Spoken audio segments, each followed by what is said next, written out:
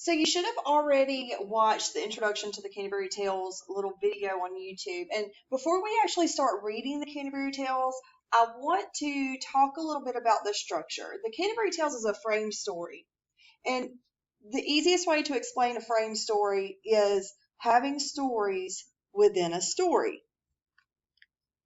Two examples from movies that you may either have seen or have heard of are Titanic and The Notebook. So these examples are frame stories.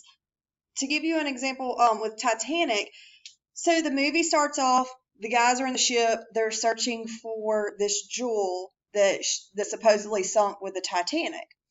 And then they put it on the news.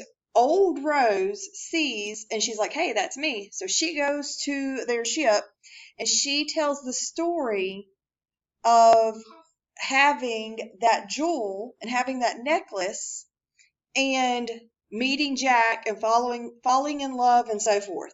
So when she tells that story, that makes it a frame story because you have the main story of the men looking for the necklace, and then you have the story within it, which is their love story. Same thing with The Notebook. With The Notebook, you have Noah and Allie as older people, and Noah is telling Allie the story of a love story from two young people that just so happens to be their love story.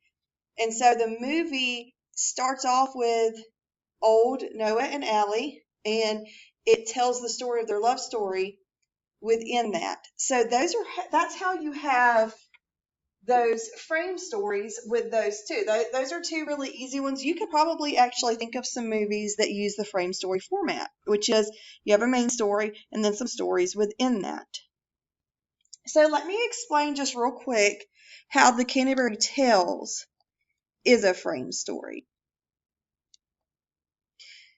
So the way that the Canterbury Tales is a frame story is that you have this main story of these 30 pilgrims traveling to Canterbury because you have the narrator plus 29 other pilgrims that he joined with. So 30 pilgrims, they're on their way to Canterbury, and each one is going to tell a story. So the way that the structure is set up is you have the outside story, okay, which is that they're going to Canterbury. And then you have the inside stories, which is that they're each going to tell a story. So the way that it's set up is you get a little bit of what's going on with the pilgrims on their way to Canterbury. Then that story will pause, and one of the pilgrims or one of the characters will tell a story. Then when that story's over, you go back to the story about the pilgrims traveling to Canterbury. And then it'll come to a point where another character will tell a story. And so it just goes on throughout. So you've got the story about them going to Canterbury, but you also have these stories that each one tells. So that's the structure of the Canterbury Tales. I hope that makes sense. So what we're going to do today is we're going to read the first 42 lines of the Canterbury Tales. And this just gives you the setting, it gives you the situation, and kind of opens it up. We're going to start off with the first 18 lines. And what you're going to do on the first 18 lines is you're going to determine what time of year it is. But it's not just about determining what time of year it is. I want you to highlight details that reveal that time of year. And then because of the time of year and what the weather is like, what does it make people want to do and where are they going? So that's our goal of the first 18 lines. When, in April, the sweet showers fall and pierce the drought of March to the root, and all the veins are bathed in liquor of such power as brings about the engendering of the flower. When also Zephyrus, with his sweet breath, exhales an air in every grove and heath upon tender shoots, and the young sun, his half-course, in the sign of the ram has run, and the small fowl are making melody that sleep away the night with open eye, so nature pricks them and their heart engages, then people long to go on pilgrimages, and palmers long to seek the stranger strands of far-off saints, hallowed in sundry lands, and especially from every shire's end in England down to Canterbury they wend, to seek the holy blissful martyr, quick to give his help to them All right, so as we look at these first 18 lines, the first thing I want to do is I want you, obviously you've probably figured out that the time of year is spring.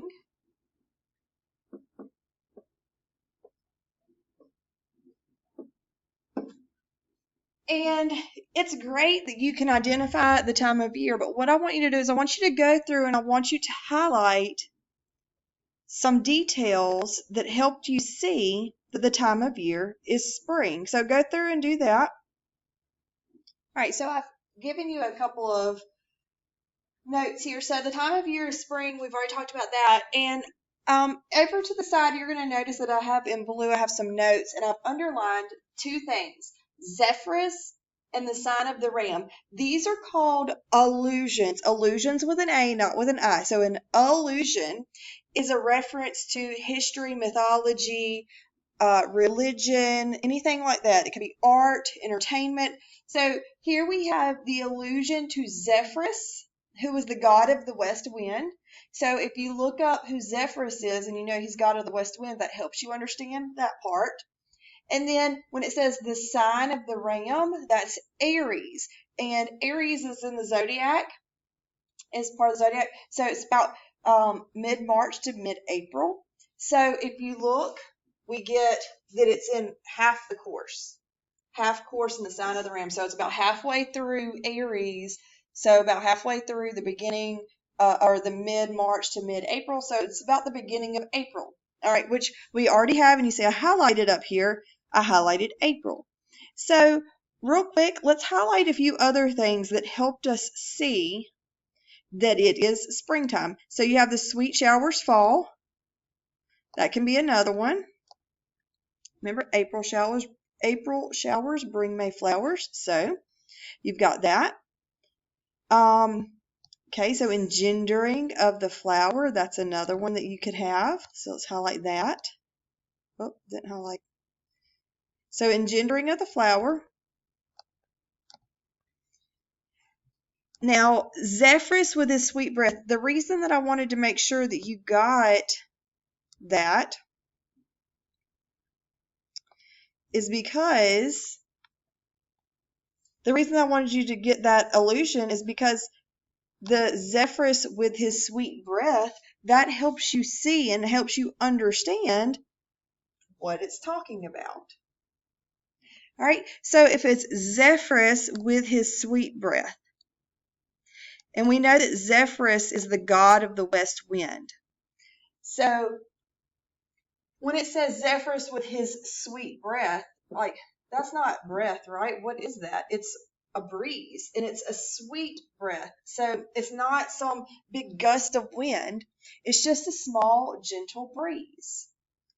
All right, so you've got that. And then the tender shoots, and a tender shoot, that's, so those are plants that are new. And then we have the sign of, half course, the sign of the ram. So we have that as well. So with all of this, and you have the small fowl are making melody. That's another good one. And with that one, what are fowl? Fowl are birds, right? So the little birds are singing. So getting all of this, everything that we just highlighted, that's how we know that it's springtime, right? All of these details help us see that the time of year is spring. And let's just go through it. So it tells us April, but if you didn't have that, it's finally starting to rain. The flowers are starting to grow and bloom. There's a gentle breeze blowing. There's new growth in all of the plants. We're halfway through Aries. The birds are singing. So it's just a nice springtime. All right. So our next thing that I want you to look at is on this part here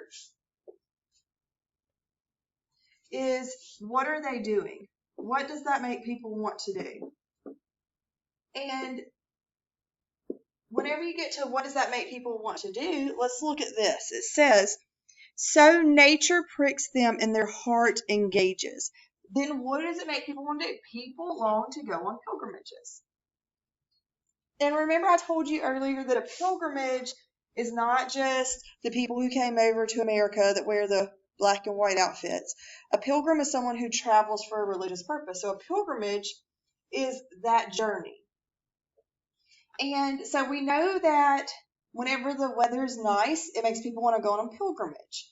Well, let's go a little bit further.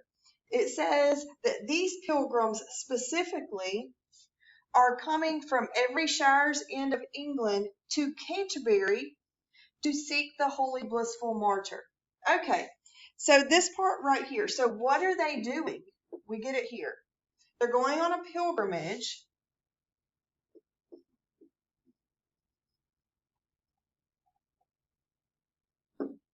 All right, so what kind of pilgrimage are they going to? They're going on a pilgrimage to, where are they going?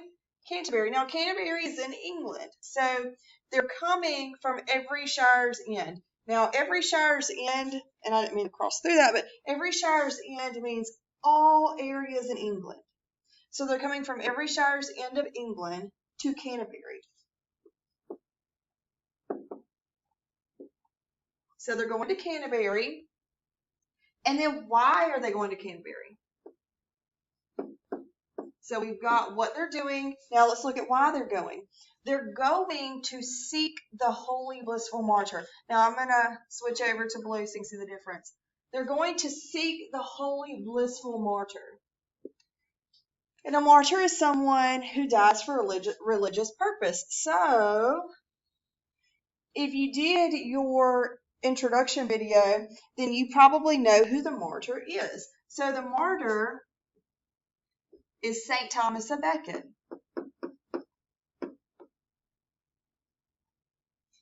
All right, so St. Thomas of Becket. All right. So if I were to summarize the first 18 lines, I get, it's the time of year is spring, the weather is nice, the flowers are blooming, there's a nice breeze in the air, the birds are singing. It's just a beautiful time of year. So that's when people decide to go on pilgrimages. The pilgrims that we're going to read about are coming from all areas in England, and they're traveling to Canterbury to pay their respects to St. Thomas of Becket. And there's our summary of the first 18 lines. All right, so let's go on down and let's read the remainder of the first 42 lines. It happened in that season that one day in Southwark, at the Tabard, as I lay ready to go on pilgrimage and start for Canterbury, most devout at heart, at night there came into that hostelry some 29 in a company of sundry folk, happening then to fall in fellowship, and they were pilgrims all, that towards Canterbury meant to ride. The rooms and stables of the inn were wide, they made us easy, all was of the best. And shortly, when the sun had gone to rest, by speaking to them all upon the trip, I soon was one of them in fellowship, and promised to rise early and take the way to Canterbury, as you heard me say. Okay, so you probably noticed that some of the words were a little bit different as he was reading. Remember that this was written in Middle English. So what we're reading is actually a translated version from Middle English. So that's why some of these words are going to be different, just a little bit of differences in translation, but it means the same thing.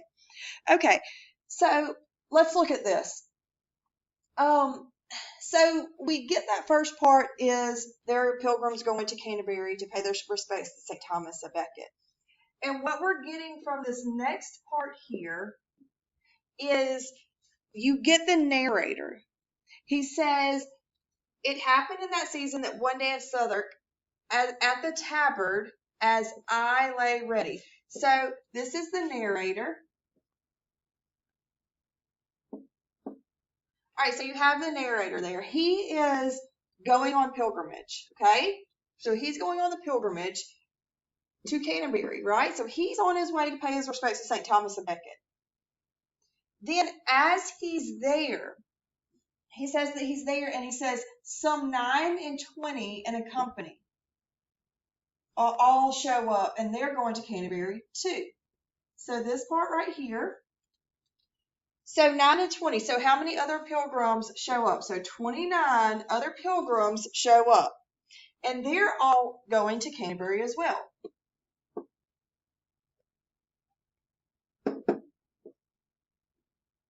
So they all arrive at the Tabard, which is where he's staying, and they're all going to Canterbury.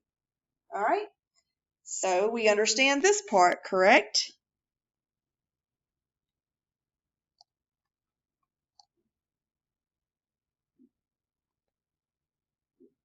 Okay, so the last few lines that we have here, and I'm going to talk about it, then I'll finish playing it out. So this is where we stopped a second ago. All right, so the next part, he just kind of talks about the end. And he says, when the sun had gone to rest. So we get this part, we get that it's by nighttime. So by that night,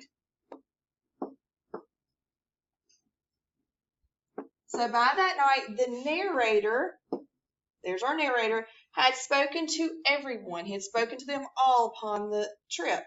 And they were soon one with them in fellowship. So by that night, he had made friends. And he had spoken to everyone and made friends with everyone. And then this part right here, he says that they pledged early to take the way to Canterbury, as you heard him say.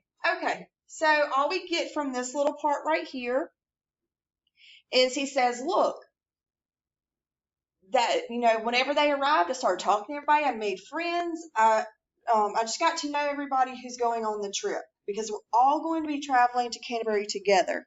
So we're going to read this last little bit, and I'm going to break it down for you, and then we'll read this last little bit.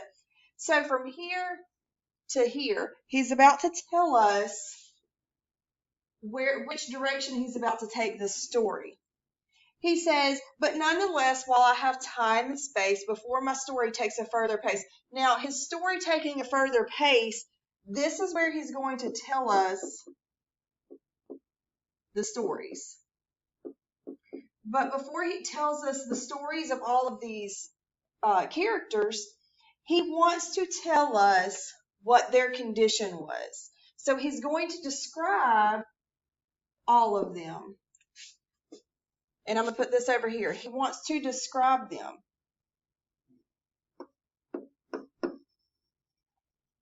And how is he going to describe them? He says, as it appeared to me according to profession, degree, and what apparel they were riding in. So he's going to describe them, and I'm going to point it out here. Their profession. So what was their job? What was their role in society? Their profession. What is their degree? Now, degree, the way that it's used here, is what is their class? Because in the Middle Ages, class was a big deal. You had that pyramid of power in the feudal system, which you should have watched in the intro video. But, you had the king at the top, and it went all the way down to the peasants or the serfs at the bottom. And so class was a big deal in that point. And then he says apparel, but really he describes them by appearance. So what he's going to do is, before we get into the stories, before he tells us the stories, he's going to describe these characters based on their role in society, their profession, their job, the class that they're in, and their appearance. All right? And he says he's going to start at the night, which is what we're going to start reading the descriptions next. So let's go through, and we're going to listen to this last little bit. But nonetheless, while I have time and space before my story takes a further pace, it seems a reasonable thing to say what their condition was, the full array of each of them, as it appeared to me, according to profession and degree, and what apparel they were riding in. And at a night I therefore will begin.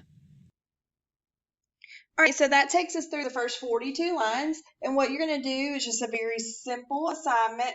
You're just going to go through, and just like you've done before, you're going to do who. So like who is who do we hear about in the first 42 lines? Then what are they doing? When are they doing that? Where are they doing that? So think about who we learned about, what they're doing, and everything that goes along with it. Once you finish that, once you finish that, you're going to just write me a very quick objective summary on those first 42 lines. All right, make sure your summary is not really long, like it needs to be a sentence or two. All right.